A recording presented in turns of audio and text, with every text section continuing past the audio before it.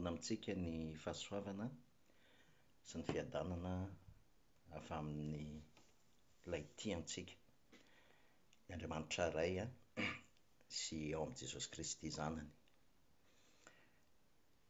Alohan'ny hanomboka an'ity fotoana ity tsika dia hivavaka aloha tsika.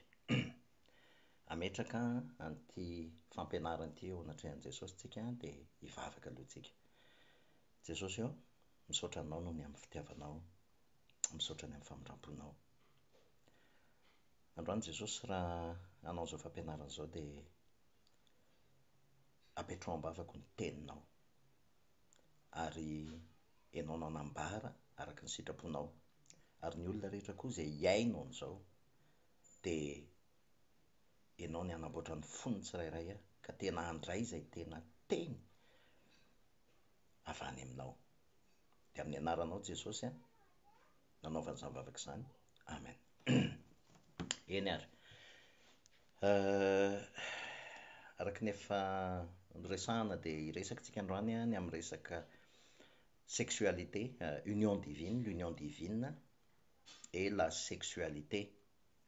Ety am-piandohana dia tiako teny aloha hoe ity sujet anankiray ity dia sujet sensible satria ao anatin'ity sujet ity hiresaka ny firaisantsika amin'Andriamanitra zany izay alaina amin'ny kisarisary be dia be ao anatin'ny firaisan'ny mpivady.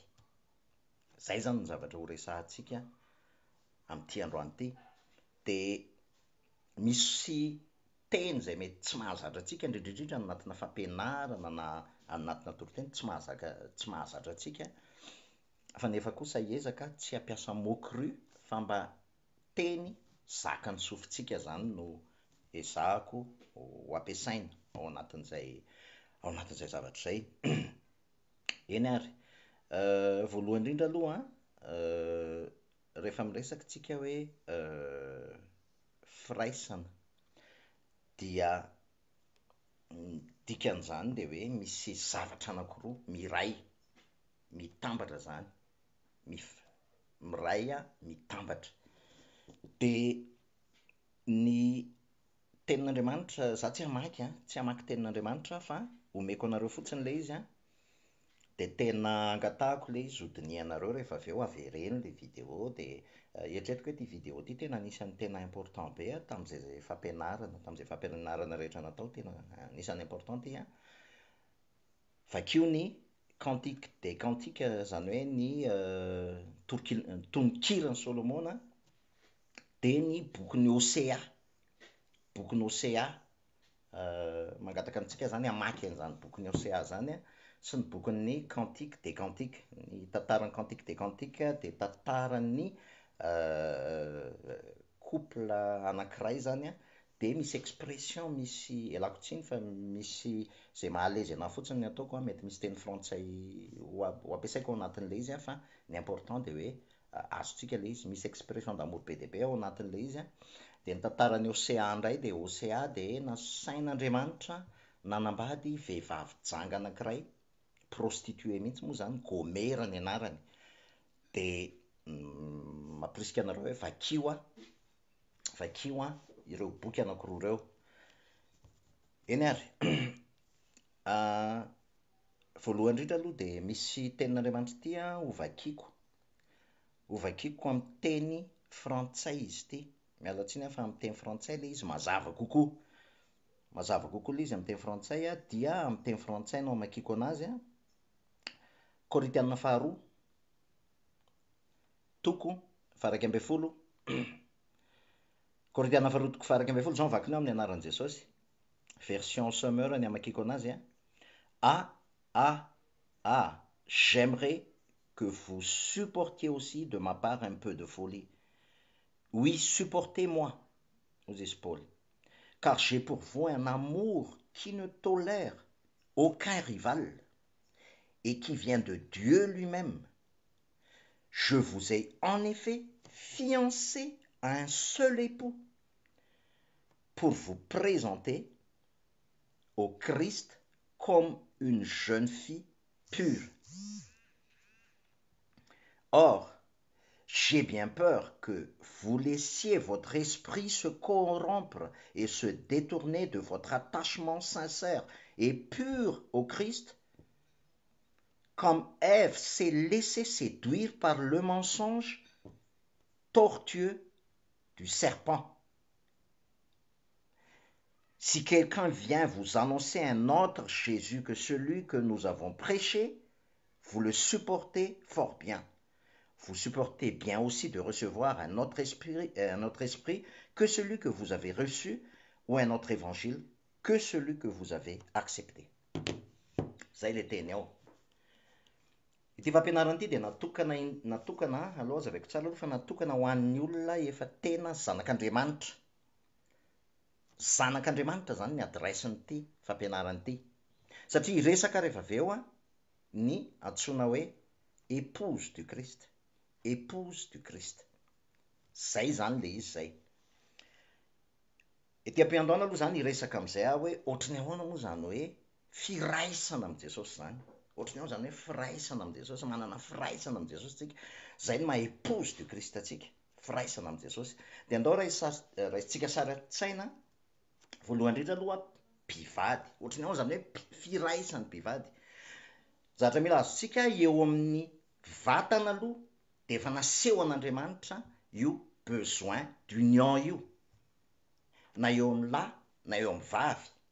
Ny lahy dia ny vavy dia misy ny fivaviana, et ny fivaviana dia c'est une vase, c'est un trou, ary ny lehilahy kosa dia misy ny filahiana, zany hoe natao hifameno zany ireo zavatra ireo.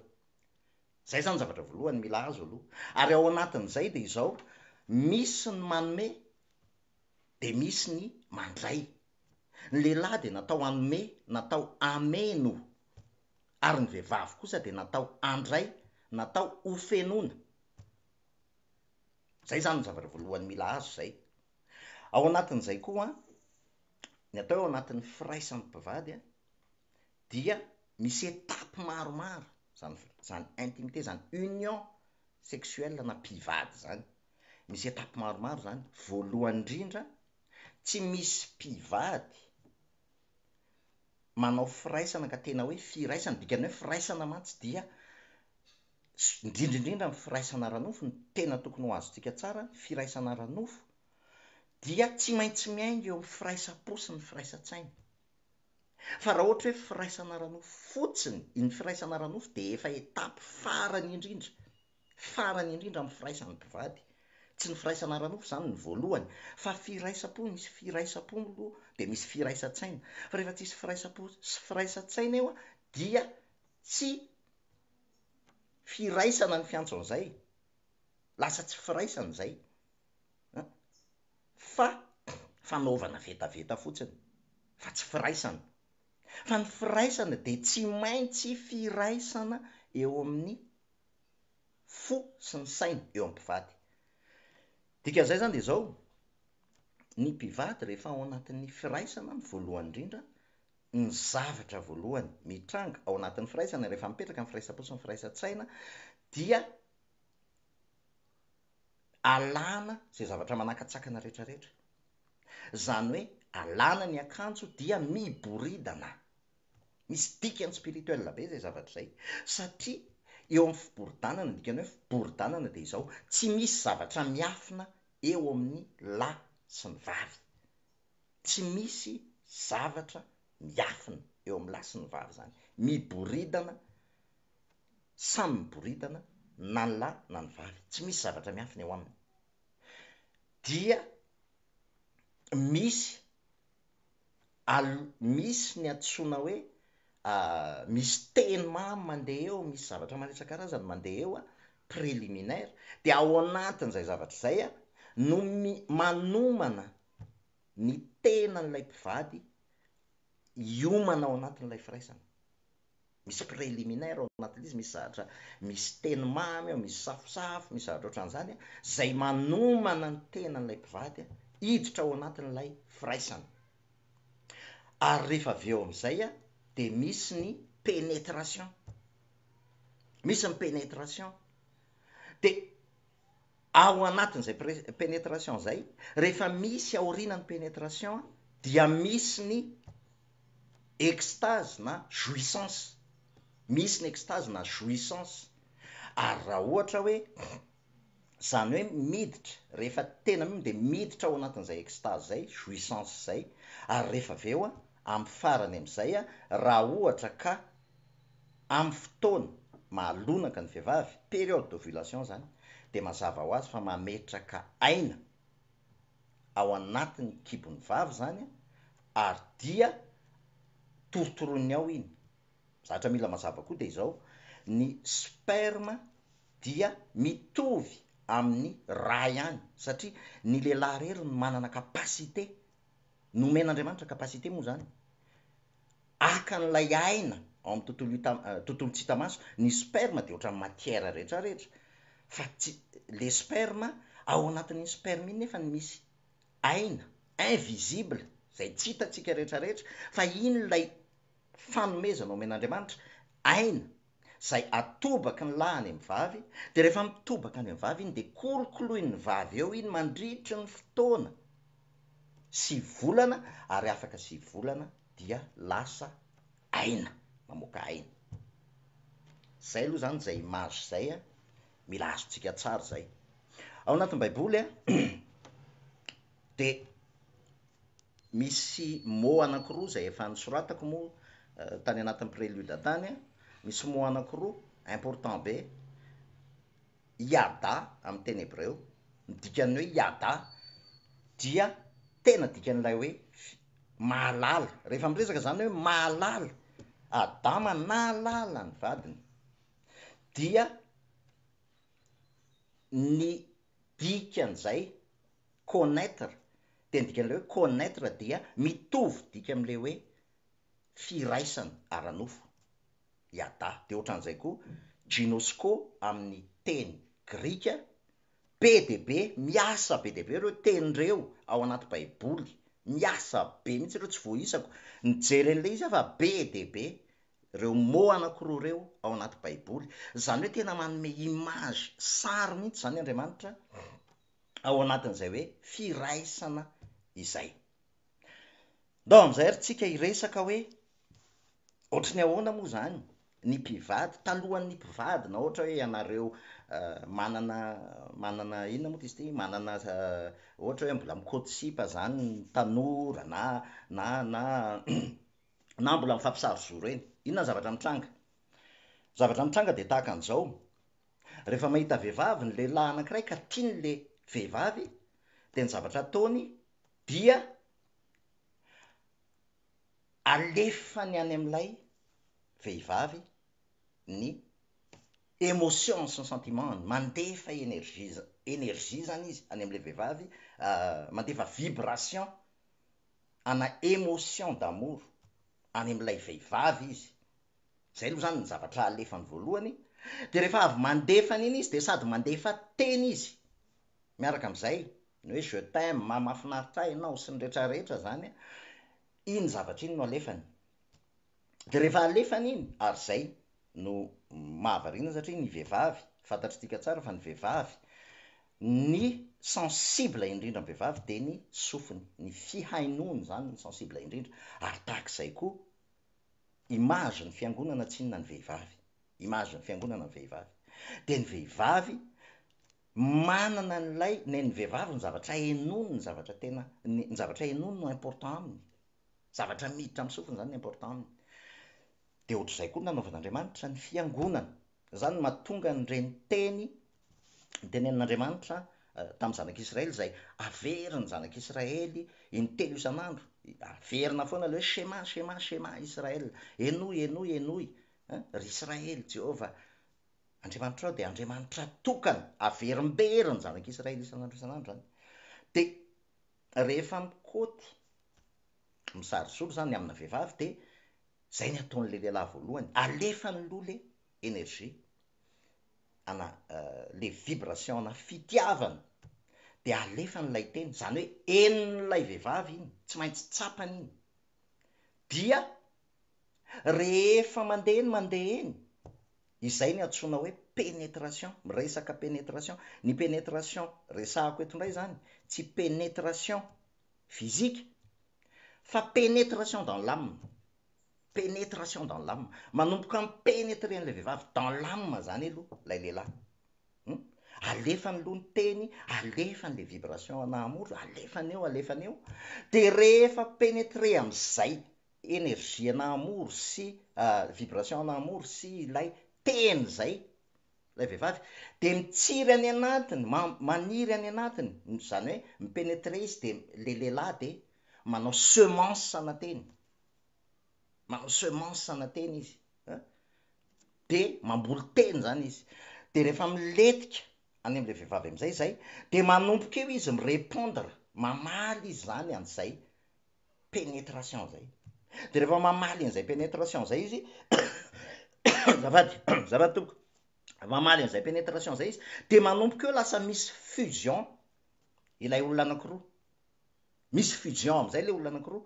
De rehefa misy fusion le olona anankiroa de ny zavatra mahavariana de izao, rehefa misy fusion am'izay le olona anankiroa dia manomboka eo dia miadere, ny dikany hoe foi dia adhésion, ary tena nataon'Andriamanitra image mihitsy le izy, de lasa miadere am'ilay fitiavan'ilay lehilahy izy, maniry ao anatiny ilay teny zay nomena anazy de lasa miadere izy de lasa mifankatia izy roa. De rehefa mifankatia izy roa de mandeha am'izay le processus rehetrarehetra na union zany. Ny tiana evinao anatin'izay de izao misy ny antsoina hoe ny tena marina zany dia ny semence sy ny pénétration de tsy fizika aloha, fa ny semence sy ny pénétration de tsy maintsy eo amin'ny âme. Zay zany tsy maintsy atondroany. Tsy misy vehivavy raha fa tsy haiko anga, tsisy vehivavy zany ka hanao firaisana ranofo amina lehilahy anankiray rehefa ohatra izy mbola tsy pénétrer, rehefa ohatra izy ka tsy mbola ensemencé sy pénétrer dans l'âme.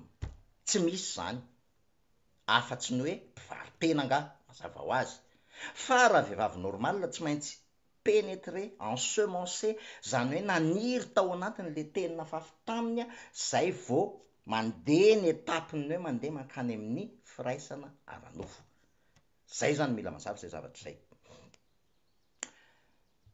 Zahatra manaraka mila mazava koa de izao, ho alefako daholo aloha le image rehefa aveo hiverina tanteraka am'izay amin'ny am'le tena fampianarana zany le union divine. Tadidio fa ny couple anankiray rehefa ao anaty firaisana ara-nofo de ny dikany hoe firaisana ara-nofo dia échange d'énergie, de corps énergétique, zany hoe vatana anankiroa misy énergie no manao échange, fifanakalozana zany. De satria ny anankiray manome de ny anankiray mandray de ny zavatra tokony ho azontsika indrindraindrindra zany tsika tanora, ny zavatra tokony ho azontsika de zao, ary zay no mahasaro-pady ny firaisana ara-nofo indrindraindrindra ho anareo vehivavy, fa zay énergie rehetra ny ray zay lehilahy rehetra ny ray teo aminareo zany dia nanao an'io transfert na énergie io, ary satria énergie ny firaisana ara-nofo dia ny corps-nareo na ny corps ny vehivavy dia se remémoriser ny énergie rehetra, empreinte énergétique rehetrarehetra teo aminy, prouvé scientifiquement zany. Prouvé scientifiquement zany hoe ny énergie rehetrarehetra zay ny imprégné anareo dia miraikitra, misy mémoire eo aminareo, misy ary ohatran'izay koa zay lehilahy rehetrarehetra niaraka tamina vehivavy, le vehivavy mipetraka ao anatiny ilay mémoire rehetrarehetra zany. Raha mianao zany fotsiny tsika de metimety tsika de ahoana zany ve tsy dangereux be, tsy grave be? Misy vahaolana nomen'Andriamanitra rehefa aveo, fa tiako ho fantatritsika aloha zany zay fototra zay, ho azontsika tsara zay fototra zay, hoe tsy ataotao foana tompoko ny firaisana ara-nofo, satria indrindrindrindra ho anareo vehivavy, satria ny antony de tsotra, misy empreinte énergétique eo aminareo ary tsy afaka io, tsy afaka fa tehirizinareo zany. Zay zany no zavatra voalohany a ho resahako hiditra am'izay a amin'ny firaisana ao am Kristy. Inona ny zavatra nataon'Andriamanitra tamitsika? Rehefa mamaky tsika le teny teo a ny attiré be anaty teny anankiray ty ao amin'le 2 Cor 11 ty, 2 Cor 11 ny andininy faharoa, zao le teny ao hoe car j'ai pour vous un amour qui ne tolère aux izy aucun rival, zany hoe fahasarotam-piaro zany araka an'Andriamanitra, et qui vient de Dieu lui-même, Dieu est jaloux.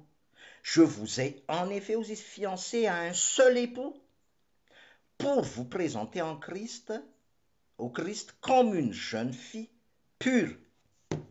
Jeune fille pure. Tena andinika be an'io a jeune fille pure.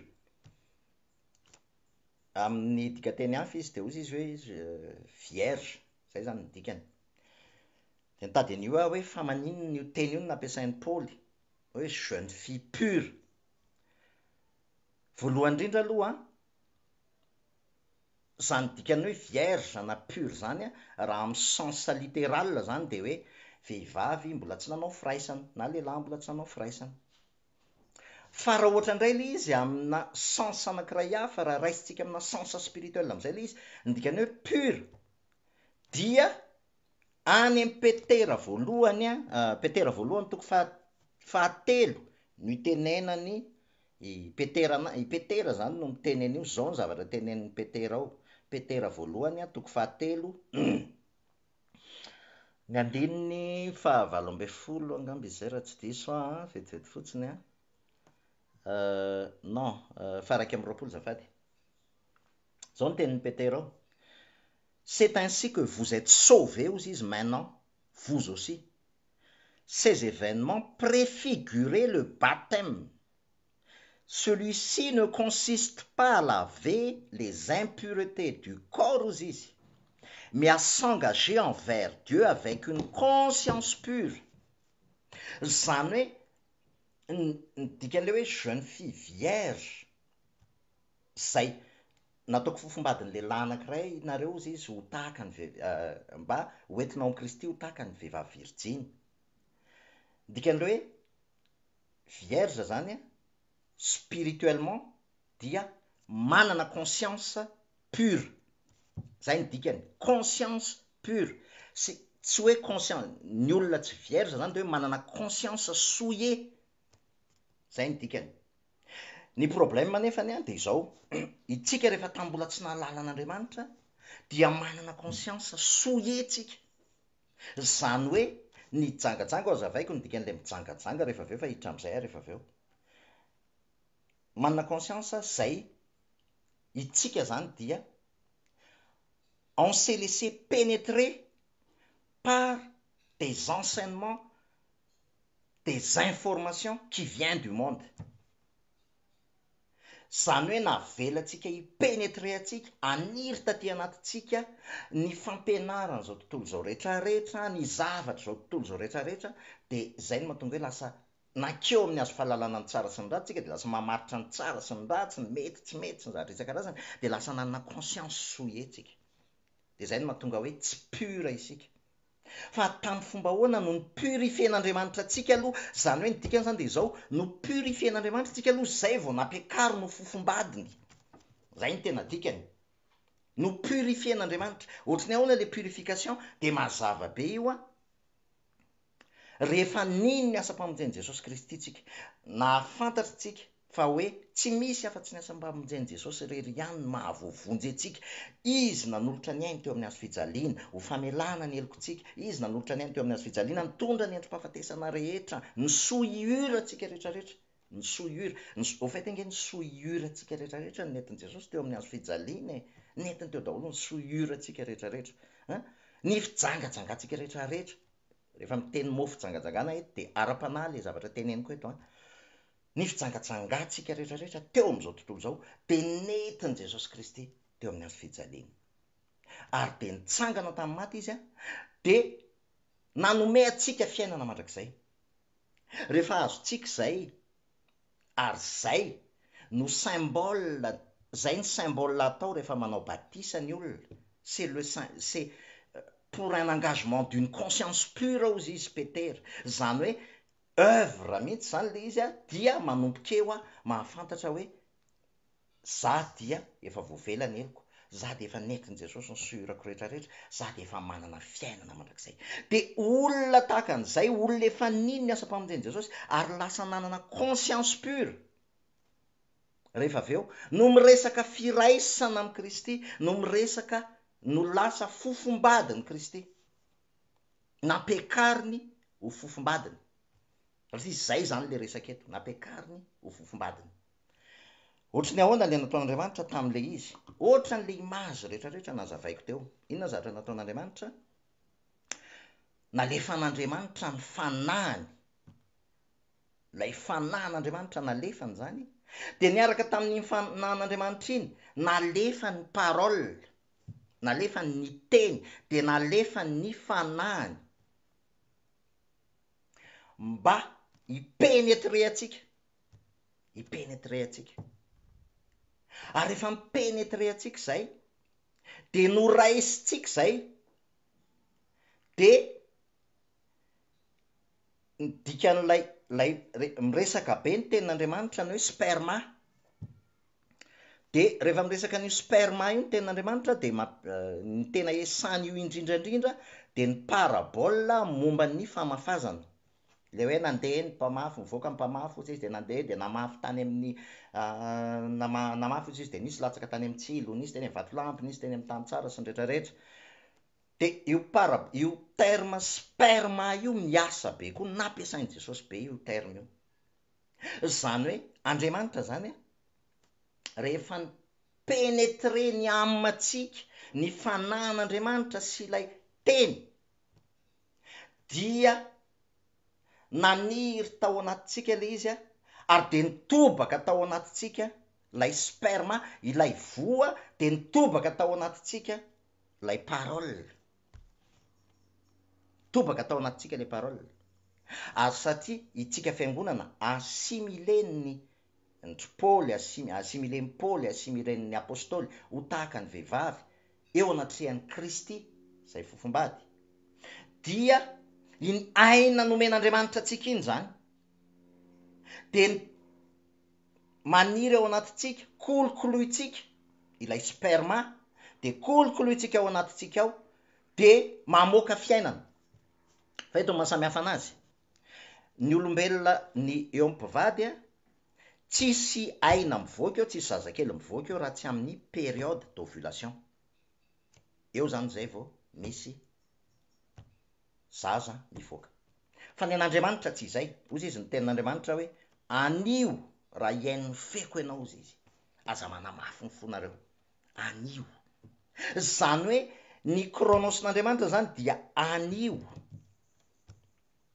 kairos de Dieu anio zany hoe isaky ny fotoana zany ka raisitsika lay semence mitobaka ao anatsika le semence de volavolaitsika eo de mamoaka tsy maintsy mamoaka fiainana eo amintsika iny lasa fiainana no mivoaka eo amintsika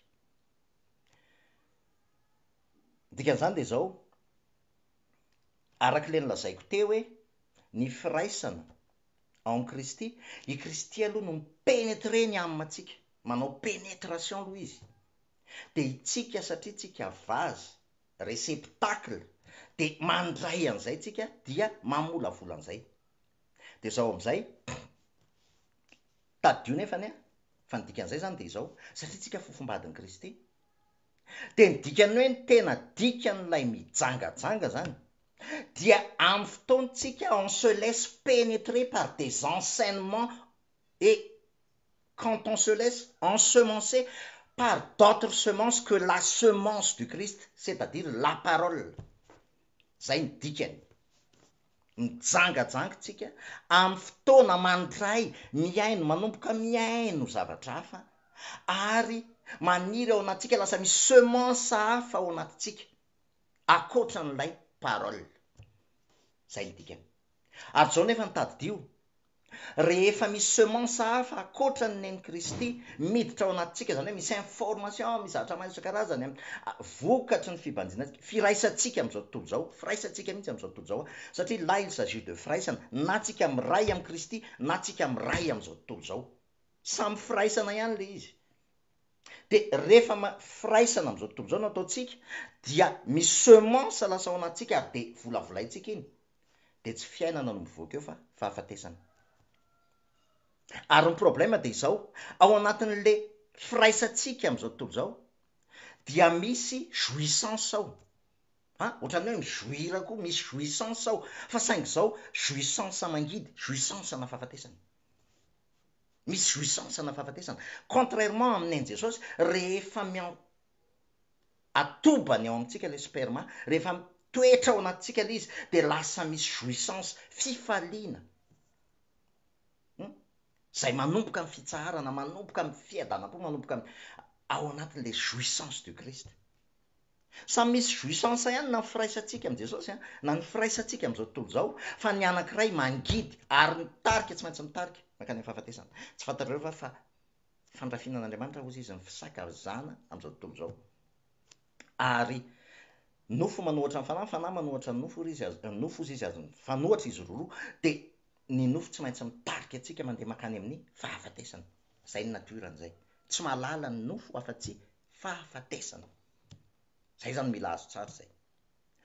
Dikan'izay zany raha azotsika tsara zay zavatra zay, de hoe ny atao hoe fijangajangana aloha spirituel le zavatra zavaiko eto, dia lasa misy pénétration hafa miditra eo amintsika, ary misy semence hafa zany maniry any anatintsika any. Zanak'Andriamanitra le zavatra resahako eto. De eo tsika, ary zay daholo ny lazainy, zay ny problème, zay ny lazainy tenin'Andriamanitra rehetra any anatin'ny fanekena taloha, any anatin'ny tanaka, any anatin'ny boky taloha zany raha mijery fotsiny tsika eo amin'ny Osea, de ozy izy Andriamanitra tamin'ny Osea hoe ndany ianao ozy izy maka vehivavy mpijangajanga ozy izy, de zanaky ny fijangajangana, fa mijangajanga amiko ny vahoakan'i Israely. Zany hoe ny zanak'Israely zany lasa ny se laisser pénétrer par d'autres dieux, lasa ny iray tamina andriamanikafa. Zay le tena sansany.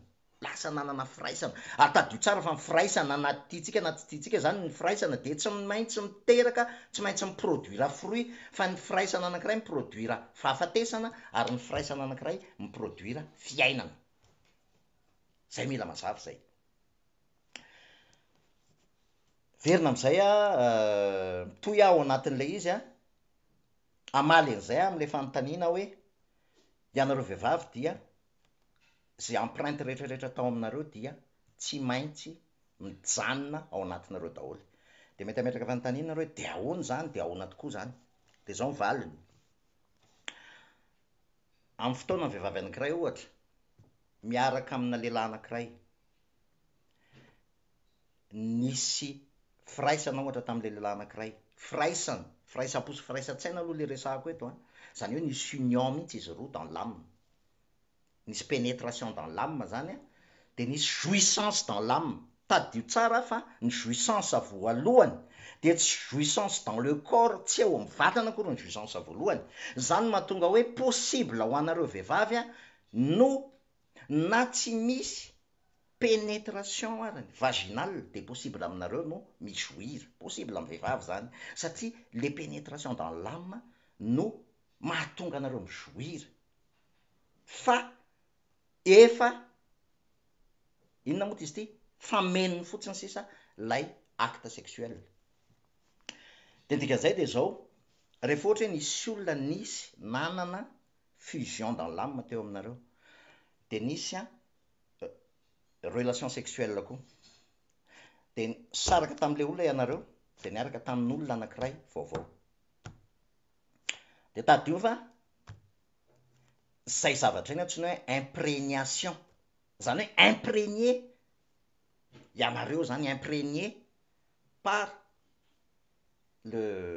satria araka ny nazavaiko teo hoe ny relation sexuelle dia échange d'énergie, donc iny empreinte énergétique iny zany mipetraka ao aminareo iny amin'ny fotoana am'izay miaraka amin'olona anankiray vaovao nareo, misy fitenitsika surtout fiteny tanora moa zany hoe ny vahaolan'ny fitiavana de fitiavana rehefa ohatra ka nisy rupture zany tamin'ny anina anankiray de mila mitady olona vaovao tiany de am'izay vao fafa le teo aloha, tsy marina zany fa izao nareo mahalala tsara indrindrindrindra nareo vavy mahalala tsara fa ny empreinte n'iny olona iny de tsy vetivety no afaka ao aminareo, tsy vetivety iny no afaka fa mbola misy zavatra tsaroanareo foana, mbola misy zavatra tadidinareo foana zay zany mila azo zay. Fa saingy zao amin'ny fotoana am'izay kosa misy olona miaraka aminareo de manomboka mipénétrer anareo dans l'âme mandray le olona anankiray vaovao, manomboka mipénétrer anareo dans l'âme, manomboka mandefa an'le énergie d'amour izy zany de mandefa an'le parole izy ohatran'izany de iny pénétration an'iny tsy hoe mamafa fa manarona lasa voasarona ilay empreinte teo aloha de io arakarak'ilay puissance le herin'lay le inona moa ty izy ty le zavatra alefa an'le lehilahy zany no mahatonga hoe voasarona tanteraka, tsy tsaroanareo tsony le teo aloha fa voasarona tanteraka na lasa mbola matsiaro n'le teo aloha foana nareo. Vie pratique zany zavatra resahako zany tena vie pratique zany zavatra resahako zany. De rehefa manomboka tena hoe misy firaisana fusion d'âme, fusion de cœur am'le olona ianareo de manomboka eo voasarona daholo ny zavatra tany aloha rehetrarehetra, voasarona daholo ny zavatra tany aloha rehetrarehetra. C'est exactement le ao anatin'izay image zay mila azontsika hoe ny zany mahatonga ny tenin'Andriamanitra hoe ny fahotany sy ny heliny ozy izy tsy ho tsarovako intsony, ozy izy ny tenin'Andriamanitra hoe sambatra ny olona zay voavela ny heliny sy voasarona ny fahotany, couvert voasarona ohatran'ny hoe zany hoe nalaina le izy de naka tapis de natsofoka tao ambany tao, de ohatran'izay tsika ao amin'ny Kristy, ohatran'izay tsika ao amin'ny Kristy hoe le zavatra tao anatin'ny firaisantsika tamin'izao tontolo zao zany, tao anatin'ny fiarahantsika tamin'izao tontolo zao de nisy jouissance nahazatra atsika, jouissance mortelle, jouissance morbide zay mitondra fahafatesana teo amintsika, de rehefa tonga kosa Kristy sy ny fitiavany ka mipénétrer atsika ary manomboka tsaroantsika manomboka tsapatsika henontsika am'izay le jouissance du Christ, jouissance en Christ, zany hoe mipénétrer ny amintsika de goûter-tsika zany hoe ohatrany ao zany hoe firaisana amin'ny Kristy, de rehefa tsapatsika zany de manomboka eo voasarona ilay jouissance du monde rehetrarehetra tany aloha ary manomboka eo dia te hanana an'izay jouissance ao amin'ny Kristy zay foana tsika, tiatsika hananana foana zay jouissance en Kristy zay satria goûter an'le fiainantsika lasa manandrana an'ilay fiainantsika, miaina an'ilay fiainantsika de tahak'izany ihany koa mila azotsika tsara hoe io imprégnation io zany ary zay no mahasaropady ny miaino fampianarana isan-karazany, zay no mahasaropady ny miaino fampianarana isan-karazany. Za miteny foana hoe rehefa mbola tsy manana maturité aloha, tsy misy discernement spirituel fa dio no miaino fampianarana karazany, fampianarana isan-karazany rehetrarehetra ity satria ny antony tsotra misy fampianarana zay tsy miivo amin'ny Kristy mihitsy ary rehefa iny no mipénétrer ny aminao de iny manao pénétration eo amin'ny aminao de mazava ho azy fa iny pénétration de ny semence avoakan'iny eo de ny semence an'iny no fiainana iainanao, tsy maintsy zay ary zay ny problème. dikan'izay zany de zao ry havana miverina ao anatin'le izy hoe rehefa ohatra tsika ka tena mbola raisiko amina image na couple ihany le izy a, ny vehivavy anankiray rehefa tena amoureuse amina lehilahy anankiray, zany hoe quand elle s'est laissée pénétrer dans l'âme, quand elle est acquise, zany hoe tena hoe lasa miraikitra amin'iny lehilahy iny ny fony ary lasa iny ny fiainany, dia tadidio fa zay ataony, zay tenenin'le lehilahy rehetrarehetra de arahany daholy, zay tenenin'ny lehilahy na tenenin'ny vadiny zany arahany daholy zay zavatra rehetrarehetra teneniny, zany hoe oui, lasa manao abandon de soi zany lay vehivavy, de manaraka zay tenenin'le lehilahy, ary na ratsy ary ny zavatra tenenin'le lehilahy, na hiteny ary izy hoe andao tsika andeha hamaky banky, de manaraka le vehivavy, ohatran'izany Bonnie and Clyde, lasa nohony am'ilay imprégnation, nohony am'ilay fitiavana charnel, de lasa manaraka izy. Raha azotsika zay zavatra zay a, de zay ny imagin'ny crucifixion en Christ, tsy hoe zay ny imaginy, zay image zay ny manome manazava tsotra indrindra ny crucifixion en Christ. Inona dikan'izany? Amin'ny fotoantsika nous se laisser pénétrer par l'esprit et la parole, iainatsika zay esprit et la parole zay mamokatra fiainana eo amintsika zay, de lasa misy renoncement en Christ tsika, renoncement de soi izy raha ohatra ka charnel, fa renoncement en Christ, de lasa crucifié tsika zany, de lasa zay tiany Kristy atao, lasa misy obéissance ao anatin'le izy, zay tiany Kristy atao no ataotsika. Exactement ohatran'le image n'ilay couple teo hoe zay tenenin'le lehilahy de arahany daholy, misy ara lehilahy mamono maninona fa satria tiany de arahany ihany iny, lasa manao abandon de soi mihitsy le vehivavy, lasa tsy mahalala ny tena antsony izy, fa lasa manaraka zavatra naturel zany, zany ny antsoina hoe séduction. Ary zay a ny zavatra mila azontsika de zao, ny devoly rehefa manao zavatra, zavatra anankiroa rehefa jerena mantsy izy ohatran'ny hoe mitovy fa samy hafa be le izy. On parle du mot séduction rehefa zavatra zao tontolo zao no mipénétrer atsika, ohatran'ny nahazo ny Eva, ny zavatra nitranga nge ny Eva nge zavatra tsotra e, zavatra tsotra ny Eva, napetraka Andriamanitra ho responsable any Eva i Adama, andana ozy izy anjakao ny zavatra rehetrarehetra, zavatra tokony hainy tsy azonareo atao de ny makeo amin'ny azo fahalanan-tsary sy ny ratra tsy zany nareo maty.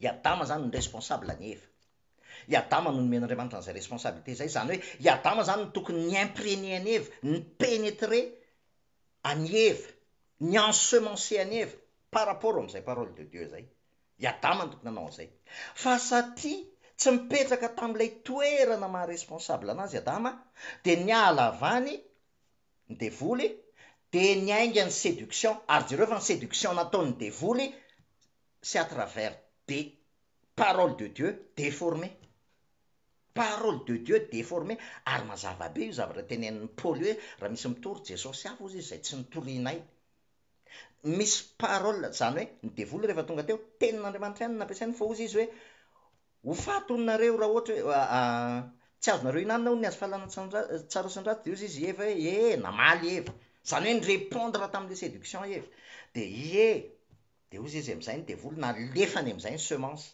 tsy ho faty akory nareo fa hitovy amin'Andriamanitra nareo, de nahita jouissance atao anatin'izay, wow, hitovy amin'Andriamanitra, de ny vokany fahafatesana, fisarahana amin'Andriamanitra, mazava be zany zavatra zany. De raha miveriny zany ao anatin'izay de zao hoe tadio raha tadiditsika tsara le image rehetrarehetra tamin'ny voalohany nasehoko teo, le momba an'le hoe firaisan'ny mpivady, nanome image be dia be ateo, de zay image ny firaisantsika amin'Andriamanitra, zany hoe Andriamanitra zany rehefa manatona atsika aloha dia il nous influence par son amour, nen'Andriamanitra influence de l'amour fa séduction. Dieu ne fait jamais de la manipulation, il fait de la séduction. Il fait zava fona tomoko, il fait de il nous influence par son amour zany, zay ny dikany. Rehefa mi-influencer atsika amin'ny fitiavana izy de mipenetreny amintsika aloha izy amin'izay fitiavana zay, de lasa misy semence ao anatin'izay, de ohatran'le image teo hoe misy préparation ao anatin'le izy a, homanitsika de misy préparation, de inona le imagen'le miboridana, mila miboridanatsika eo anatrehan'Andriamanitra. Il faut que Dieu nous voit totalement nus. Tsisy ny ninona azontsika afenina an'Andriamanitra, tsisy ny ninona azontsika afenina ny fanamasina, miboridana eo anatrehan'Andriamanitra.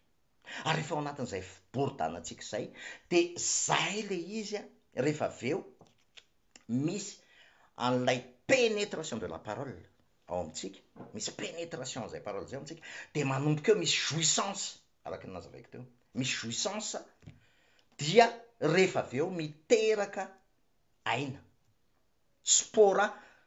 Io spora io ray ihany verset ray ihany ny esany io ao amin'ny ao amin'ny baiboly, votsy mety loza izy napetraka tao anatintsika zany, zay miteraka fiainana mandrakizay, zay efa napetraka Andriamanitra teo amintsika. Ary zay no mahatonga hoe Andriamanitra sarom-piaro, sarom-pady amin'Andriamanitra lay fijangajangana ara-panahy le zavatra resahako eto, zany hoe lasantsika mandeha indray monsieur laisser pénétrer par d'autres informations, par d'autres enseignements sy ny zavatra isan-karazany. Tsy avelan'Andriamanitra zavatra mahasarotiny an'Andriamanitra zany. Satria ny problème de izao, taddio tsara fa izao, araka ny teneniko teo, le image le niteneniko teo ihany hoe ny vehivavy dia ny empreinte énergétique rehetrarehetra de mijanona eo aminy daholo. Ny zavatra rehetrarehetra io, fakofako-kanina rehetrarehetra, fakofako-pampianarana enotsika rehetrarehetra io ary mi-ensemencer ao anatintsika, de tadidio fa milesy empreinte ao anatintsika ary tsy afaka io. Jesosy Kristy sy ny asa-pamonjeny ny fampianarana, tsy misy kilema ihany, iny ihany rehefa avy eo ny lasa manakona, maninona moa izy ity, manarona zay zavatra zay, manarona zay zavatra zay. Farany ravana de izao, iresaka momba ny relation de couple, ny dikan'ny relation de couple zany de izao, ny tena atao hoe mpivady eo amin'ny Kristy de izao, mpivady zay samy manana aloha firaisany eo amin'ny Kristy, manana firaisany eo amin'ny Kristy, ary rehefa samy manana firaisany eo amin'ny Kristy ny mpivady, de ny lahy misy fanontaniana rabiraby adala ataony inona moa izy ity, ironie adala ataony matetika ataony olona hoe nareo zany vous êtes des PD parce que PD zany nareo satria nareo fofombadin'ny Kristy, Jesosy lehilahy de nareo nefa lehilahy donc PD zany nareo. Ny zavatra tsy azony de le zavatra ara-panahy le resaka, satria question de pénétration de l'âme le resaka, question na firaisana ao amin'ny firaisana amin'ny Kristy le izy, eo amin'ny âme le resaka. Zany hoe ny mpivady, ny lehilahy tena responsable en Christ zany, de lehilahy qui se laisse pénétrer par Christ aloha et qui jouit en Christ, qui a la jouissance de la parole, qui a la jouissance, le sperme mitobaka eo aminy, ary sperme mitobaka eo aminy iny lasa fiainany Joe, de iny am'izay rehefa avy eo ny afaka mipénétrer amin'ny vadiny. Lehilahy pénétrer en Christ zany no afaka mipénétrer indray rehefa avy eo mi-ensemencer, mi-imprégner ny vadiny, pas autrement, pas autrement. Ry havana, ty sujet ty sujet tena large be izy ty, ary mbola betsaka raha ny zavatra tsy vitako namoabofy anazy tao anatin' zay fotoana zay zany, fa za mangataka amin'ny tompo hoe mbola tena hiditra lalindalina ao anatin'le satria rehefa nazavain'ny tompo zay par rapport amin'ireo mots zay nomeko antsika tsirairay reo de manan-karena be ilay firaisana ao amin'ny Kristy. Anisan'izany zao ohatra, tadio tsara fa zany firaisana zany raha mpivady no miditra ao anatina monotonie ny firaisany, zany hoe tsisy créativité tsony zany tsisy tenena tsony fa miditra monotone zany hoe efa programa am'izao tsika sy anao ohatry zao am'izao ohatran'izao am'izao ohatran'izao de rehefa ao am-pandrinitsika de ohatran'izao ihany ny ataotsika a rehefa ao am-pandrinitsika de zao ihany ny ataotsika raha ngahy eo ambony de raha matoa eo ambany de rehefa izay foana monotonie de tadio fa manomboka tsy misy orava zay ilay union tsy lay tokantrano no resahako hoe rava fa le union lay fusion anomboka orava izy zay fa ao anatin'ny firaisan' zany tsy zavatra monotone zany tsy zavatra monotone zany fa misy miankina am'ilay filinana sy miankina am'ilay zavatra eo am'ilay mpivady miankina eo am'ilay ao anatin'ny fon'ilay mpivady de misy zavatra miovaova ao anatin'ilay izy mety miovaova amin'ny forme an'ilay firaisana ohatra zay mihitsy tsika am Krista ny firaisantsika am Kristy de tsy monotone hein za tsy d'accord am'zany mihitsy hoe monotone bon mivavaka foa maraina de mandoalika de mivavaka de raha atoandro aho mivavaka misakafo a de raha hariva indray a manao moa izy ty mivavaka misakafo koa de alohan'ny atory a de mivavaka a de mamaky baiboly a vao maraina de jeu chronomètre 30 minutes na tsy fantatro a monotone zany na ny tenin'Andriamanitra raha miteny ozy izy ny tenin'Andriamanitra hoe fijangajangana ara-panahy zany a ozy izy ny tenin'Andriamanitra hoe teny amy tendrombohitra rehetra ozy izy teny amy lohasaha rehetrarehetra teny ozy izy nijangajangana ao tamiko zay ny tenin'Andriamanitra zany hoe na le fijangajangana ara-panahira zany tsy monotone l'adultère envers Dieu tsy monotone de maninona moa firaisantsika amin'Andriamanitra no ataotsika monotone fa ao anatin'ny firaisana amin'Andriamanitra zany firaisana amin'Andriamanitra zany firaisana permanent ao anatin'ny tontolo andro a misaina momba ny asa-pamonjeny Jesosy Kristy amin'ny zavatra rehetra ataoko a mahita ny empreinte n'ilay mon époux raha mampimebela izy hoe lehilahy no miteny izy hoe mon époux mais c'est mon époux parce que il est l'époux moi je suis l'épouse ao anatin'ny zavatra rehetrarehetra mahita ny tanany a mahita ny empreinte ny a mahita ny momba anazy ary zay koa ny protection atsika tsy andehanantsika any anatin'ny fijangajangana zay no mahatonga an'Andriamanitra ny protection atsika de zao isaky rehefa tena mijoira n'ilay union avec Christ tsika tahaka ny mpivady any io alao aloha raisiko le mpivady reveuve avec le en Christ rehefa misy union tena vraie union mpivady dia protéger ny vehivavy amin'ny séduction rehetrarehetra protéger izy amina séduction satria na vao miainy fotsiny izy de tonga de mahatsiaro izy hoe non dans l'âme je jouis déjà avec mon mari et on a une union de qualité que ce soit dans l'âme ou dans le corps de miprotéger anazy zay ohatran'izay exactement Andriamanitra rehefa manana union amin'Andriamanitra amy Jesosy amy fanan'Andriamanitra tsika rehefa mijoir rehefa mitobaka ao anatintsika ilay semence de la parole lay parole lasa mitobaka ao anatintsika de lasa fiainana eo amintsika de na hiaino zavatra hafa ary tsika tsy te hiaino tsony manakana atsika tsy haino zavatra hafa akory zany zay mahatonga hoe tsy lalànany hoe aza manao an'izao aza manao an'ire aza manao an'itsy aza manao an'itsy mais c'est l'union qui crée ça le firaisantsika amin'Andriamanitra ny lasa miteraka an'izay hoe satria ohatran'ny vehivavy ihany io zay amoureuse satria tiany le lehilahy de mazava ho azy automatique izy lasa misabstenir amina zavatra be dehibe ary zay mahafinaritra n'le lehilahy foana ny ataony elle se fait jolie elle se fait belle sy ny zavatra isan-karazany am'ilay lehilahy de amina de ao anatin'izay mazava ho azy zany fa hoe ohatran'izay exactement tsika rehefa tena imprégné par l'esprit du Christ tsika rehefa tena mijoir ao anatin'izay fitiavan'Andriamanitra zay tsika de lasa automatika itsika ty ozy izy satria tsika efa itsika ty satria izy efa ty talohantsika de automatique tsika lasa crucifié dia zay tiany Kristy nataotsika lasa manao zay tiany Kristy tsika lasa fitiavana fa tsy lalàna ny zavatra rehetrarehetra, tsisy lalàna fa fitiavana. Ry havana,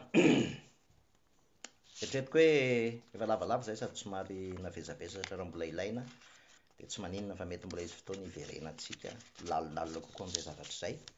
Ninoako fa nazavazava fa araka ny teniko teo vakio ireo tenin'Andriamanitra izay nomeko teo ireo dia ny fanahin'Andriamanitra hampaniry an'ilay sperma any anatin'ny fotsika tsirairay avy mba hitobaka any anatin'ny fotsika ilay tenin'Andriamanitra dia mba hiaina an'ilay tena fiainantsika, mbola lasa tena tonga fiainana eo amintsika. Anio izy raha mihaino ny feko ianao, anio tsy isaky ny période d'ovulation ohatran'ny eo amin'ny corporel ilay izy, fa anio dia afaka mamokatra fiainantsika, afaka aseho an'i Jesosy eo amintsika ilay vizy hoe fiainana be dia be hozy izy, dia ny voninahitra homentsika an'i Jesosy Kristy irery ihany.